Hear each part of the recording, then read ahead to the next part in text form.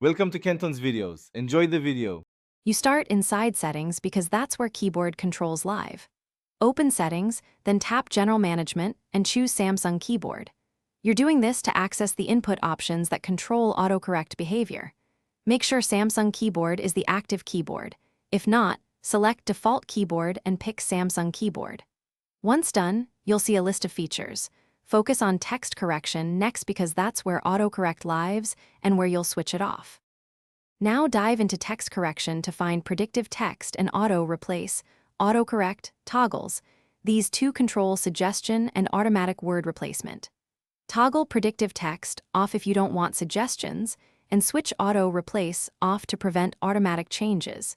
You can also turn off auto-capitalize and auto-spacing to reduce aggressive edits.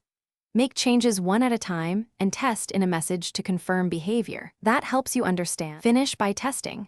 Open messages or notes and type a few words to confirm autocorrect is disabled. If your words still change, check if another keyboard app is active or if an app has its own input settings. Switch keyboards to Samsung and retry. If problems persist, go to Settings app's Samsung Keyboard and clear cache or restart the phone to apply changes. As a troubleshooting tip, temporarily enable predictive text and disable auto-replace to isolate which feature caused the unwanted corrections. Thanks for watching. Consider subscribing if we helped you.